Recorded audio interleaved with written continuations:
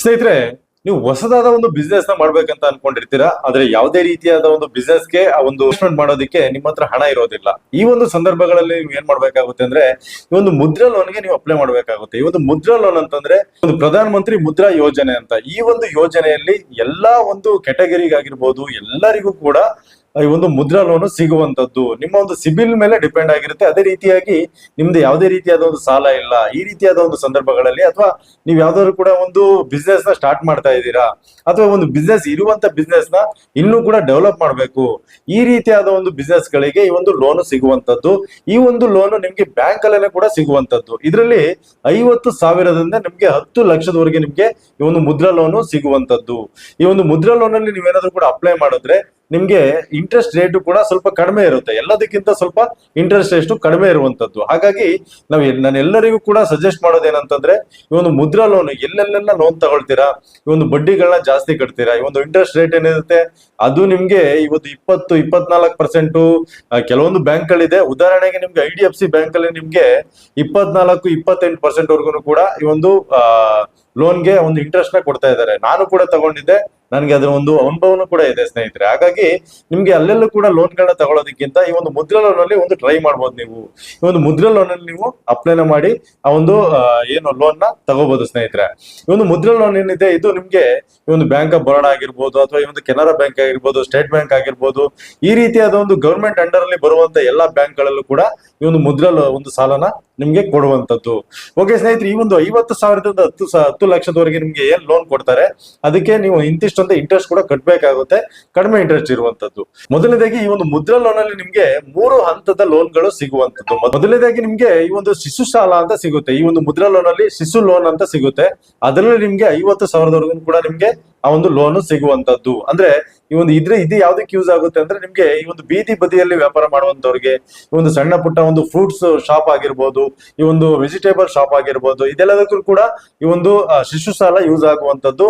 ಅದರಲ್ಲಿ ನೀವು ಅಪ್ಲೈ ಮಾಡಿ ತಗೋಬಹುದು. ಅದೇ ರೀತಿಯಾಗಿ ನೆಕ್ಸ್ಟ್ ಬರೋದಾದ್ರೆ ನಿಮ್ಗೆ ಒಂದು ಕಿಶೋರ್ ಸಾಲ, ಕಿಶೋರ್ ಲೋನ್ ಅಂತ. ಇದರಲ್ಲಿ ನಿಮ್ಗೆ 50,000ದಿಂದ ನಿಮ್ಗೆ 5 ಲಕ್ಷದವರೆಗೆ ನಿಮ್ಗೆ ಲೋನು ಸಿಗುವಂತದ್ದು. ಈ ಒಂದು ಲೋನ್ ಅಲ್ಲಿ ನಿಮ್ಗೆ ಒಂದು ಸಣ್ಣ ಒಂದು ಬಿಸ್ನೆಸ್ ನ ಇವಾಗ ಸ್ಟಾರ್ಟ್ ಅಪ್ ಮಾಡ್ತಾ ಇದ್ದೀನಿ ಅಂದ್ರೆ, ನಾನು ಇವಾಗ ಒಂದು ಬಿಸ್ನೆಸ್ ನ ಮಾಡ್ಬೇಕು ಅಂತ ಹೊರಟಿದ್ದೀನಿ, ಈ ರೀತಿಯಾದ ಸಂದರ್ಭಗಳಲ್ಲಿ ನೀವು 50,000ದಿಂದ 5 ಲಕ್ಷದವರೆಗೆ ನಿಮ್ಗೆ ಲೋನ್ ನ ತಗೊಳ್ಳೋದಿಕ್ಕೆ ಅವಕಾಶ ಇರುವಂತದ್ದು. ನೆಕ್ಸ್ಟ್ ನೋಡೋದಾದ್ರೆ ನಿಮ್ಗೆ ತರುಣ್ ಲೋನ್ ಅಂತ. ಈ ಒಂದು ತರುಣ್ ಸಾಲದಲ್ಲಿ ನಿಮ್ಗೆ 5 ಲಕ್ಷದಿಂದ 10 ಲಕ್ಷದವರೆಗೆ ನಿಮ್ಗೆ ಸಾಲ ಸಿಗುವಂತದ್ದು. ಈ ಒಂದು 5 ಲಕ್ಷದಿಂದ 10 ಲಕ್ಷ ಸಾಲ ಅಂತಂದ್ರೆ ನೀವು ಸ್ವಲ್ಪ ದೊಡ್ಡ ಮಟ್ಟದ ಒಂದು ಬಿಸ್ನೆಸ್ ನ ಮಾಡ್ಬೇಕಾಗುತ್ತೆ.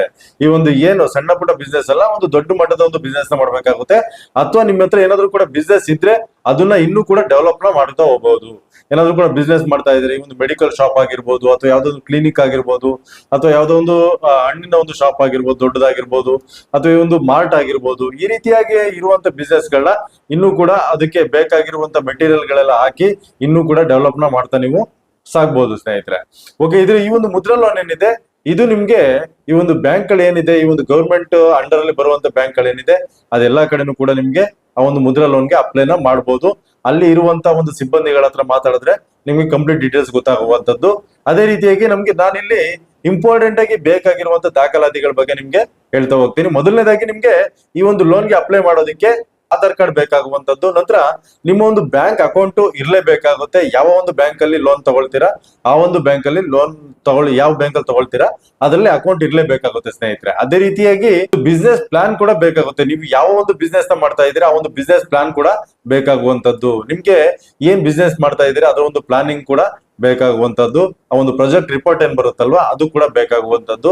ಅದನ್ನು ಕೂಡ ನೀವು ತಗೊಂಡು ಹೋಗ್ಬೇಕಾಗುತ್ತೆ. ನಂತರದಲ್ಲಿ ನಿಮ್ಮ ಒಂದು ಪ್ಯಾನ್ ಕಾರ್ಡ್ ಬೇಕಾಗುವಂತದ್ದು. ನಿಮ್ಮ ಒಂದು ಪ್ಯಾನ್ ಕಾರ್ಡ್ ಏನಿದೆ ಅದು ಕೂಡ ನೀವು ತಗೊಂಡು ಹೋಗ್ಬೇಕಾಗುತ್ತೆ. ಅದೇ ರೀತಿಯಾಗಿ ಒಂದು ಅಡ್ರೆಸ್ ಪ್ರೂಫಿಗೋಸ್ಕರ ರೆಸಿಡೆನ್ಸಿಯಲ್ ಸರ್ಟಿಫಿಕೇಟ್ ಆಗಿರ್ಬೋದು, ಅಥವಾ ಈ ಒಂದು ಏನು ವೋಟರ್ ID ಆಗಿರ್ಬೋದು, ಈ ಒಂದು ರೇಷನ್ ಕಾರ್ಡ್ ಆಗಿರ್ಬೋದು, ಏನ್ ನಿಮ್ಗೆ ಅಡ್ರೆಸ್ ಪ್ರೂಫ್ ಇರುತ್ತೆ ಅದನ್ನು ಕೂಡ ನೀವು ತಗೊಂಡು ಹೋಗ್ಬೇಕಾಗುತ್ತೆ.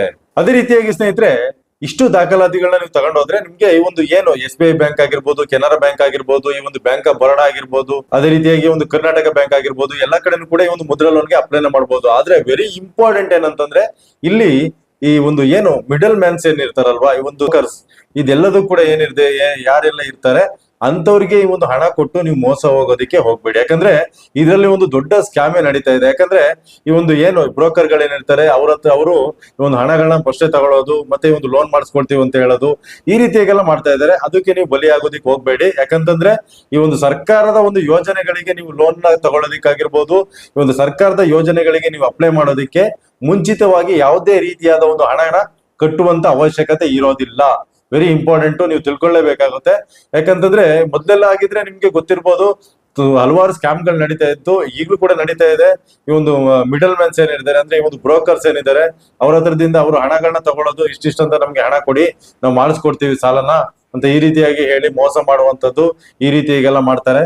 ಇದಕ್ಕೆ ನೀವು ಬಲಿಯಾಗೋದಕ್ಕೆ ಹೋಗ್ಬೇಡಿ ಸ್ನೇಹಿತರೆ. ಓಕೆ ಸ್ನೇಹಿತರೆ, ಈ ಒಂದು ವಿಡಿಯೋ ನಿಮ್ಗೆ ಇಷ್ಟ ಆಯ್ತು ಅಂತ ಅನ್ಕೊಳ್ತೀನಿ. ಈ ವಿಡಿಯೋ ಏನಾದ್ರು ಇಷ್ಟ ಆಗಿದ್ರೆ ದಯವಿಟ್ಟು ಕೂಡ ಒಂದು ಲೈಕ್ ಮಾಡಿ, ಹಾಗೆ ನಮ್ಮ ಒಂದು ಚಾನಲ್ಗೆ ಸಬ್ಸ್ಕ್ರೈಬ್ ಮಾಡಿ ಅಂತ ಹೇಳ್ತಾ ಈ ಒಂದು ವಿಡಿಯೋ ಇಲ್ಲಿ ಮುಗಿಸ್ತಾ ಇದ್ದೀನಿ. ಮುಂದಿನ ವಿಡಿಯೋದಲ್ಲಿ ಮತ್ತೆ ಸಿಗ್ತೀನಿ. ಧನ್ಯವಾದ ಸ್ನೇಹಿತರೆ.